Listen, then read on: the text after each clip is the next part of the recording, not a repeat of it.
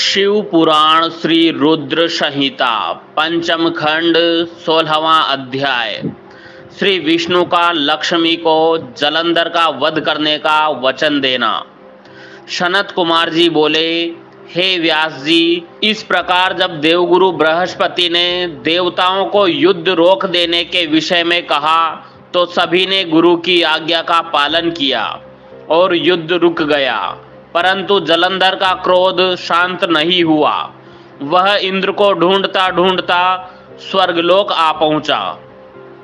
जलंधर को वहां आता देखकर इंद्र व अन्य देवता अपने प्राणों की रक्षा करने हेतु वहां से भागकर भगवान श्री हरि विष्णु की शरण में बैकुंठ लोक जा पहुंचे। वहां पहुंचकर उन्होंने भगवान विष्णु को प्रणाम किया और उनकी भक्ति भाव से स्तुति की।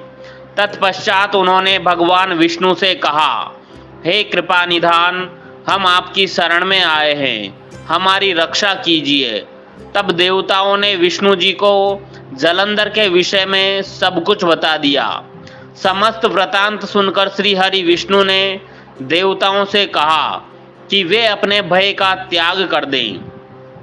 उन्होंने उनकी प्राण रक्षा करने का आश्वासन दिया और कहा कि मैं जलंधर का वध कर तुम्हें उससे मुक्ति दिलाऊंगा। यह कहकर भगवान विष्णु अपने वाहन गरुड़ पर सवार होकर चलने लगे। यह देखकर देवी लक्ष्मी के नेत्रों में आंसू आ गए और वे बोली, हे स्वामी, जलंधर समुद्र देव का जातक पुत्र होने के कारण मेरा भाई है। आप मेरे स्वामी होकर मेरे भाई को क्यों मारना चाहते हैं? यदि मैं आपको प्रिय हूं तो आप मेरे भाई का वध नहीं करेंगे। अपनी प्राण वल्लभा लक्ष्मी जी के वचन सुनकर विष्णु जी बोले, हे देवी, यदि तुम ऐसा चाहती हो तो ऐसा ही होगा, परंतु तुम तो जानती ही हो कि पापी का नाश अवश्य होता है। तुम्हारा भाई जलंधर अधर्म के मार्ग पर चल रहा है और देवताओं को कष्ट पहुंचा रहा है। फिर भी मैं उसका वध अपने हाथों से नहीं करूंगा, परंतु इस समय तो मुझे युद्ध में जाना होगा। यह कहकर भगवान विष्णु युद्ध स्थल की ओर चल दिए। भगवान विष्णु उस स्थान पर पहुंचे जहां असुरराज जलंधर था। भगवान विष्णु को आया देखकर देवताओं में हर्ष और ऊर्जा का संचार हुआ। देवसेना अत्यंत रोमांचित हो गई। सभी देवताओं ने हाथ जोड़कर श्री हरि को प्रणाम किया। भगवान विष्णु का मुखमंडल अद्भुत आभा से प्रकाशित हो रहा था।